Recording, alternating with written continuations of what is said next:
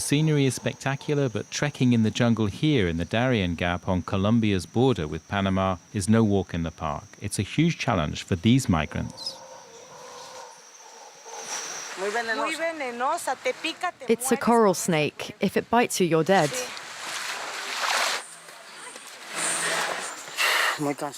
I'm tired.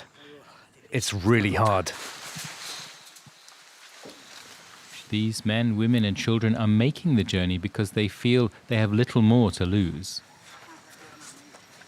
The migrants help each other as they progress,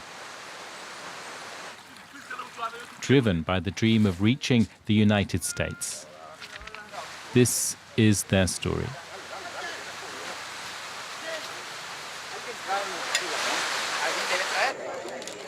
At 6 a.m. on their first day, they gathered at this camp on the edge of the jungle run by a Colombian drug trafficking cartel and were given final instructions before setting off.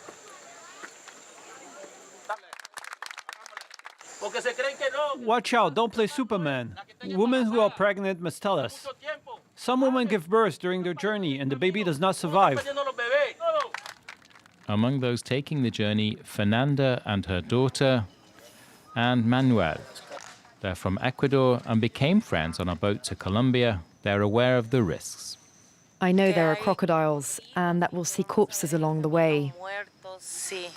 If you break a leg or you have a fracture, it's over. There'll be no help and you'll have to stay here. It's walk or die.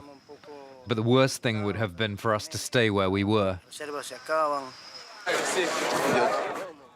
The group of hundreds of migrants begins what is a grueling marathon that will last days. The Pan American Highway goes from the far north of Alaska to the southernmost tip of the Americas, more than 25,000 kilometers of road, except at Darien Gap, linking South America to Central America. There is no road for 106 kilometers. Instead, there's just jungle. The migrants have paid $350 each to the drug trafficking cartel to make the journey. That's a huge amount for these people who have already traveled a long way to get to this point.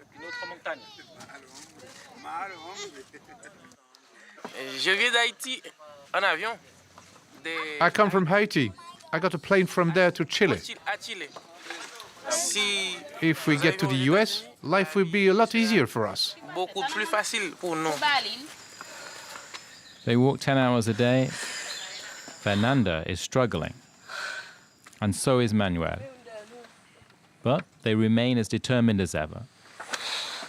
I don't have any choice. I can't go back to Ecuador because of the problems. On the third day, they reach Colombia's border with Panama.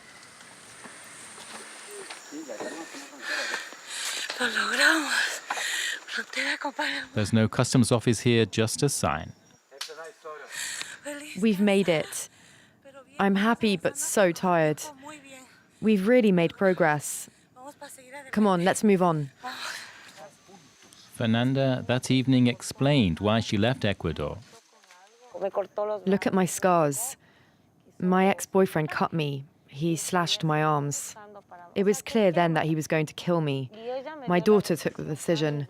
She said, "Mum, we've got to escape, leave." There were a few things in the house, such as a TV. We sold everything and left that evening.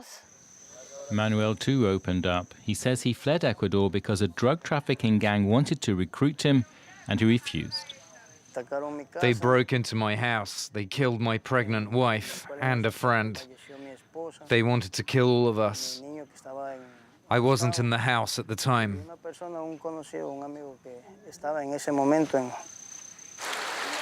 They have 3 more days ahead of them to get to Panama. They have to cross streams and rivers, and along the way they see corpses of migrants who have died of exhaustion. The cartel is no longer in control. Bandits rule here. They see the corpse of a woman who has been raped, and the body of a man that witnesses say was thrown from the cliff above. The journey continues with the hope that they can get through unscathed. Near the end, they come across a woman left behind by a group ahead of them.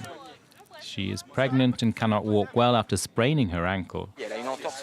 Some of the Haitian migrants built a stretcher for her.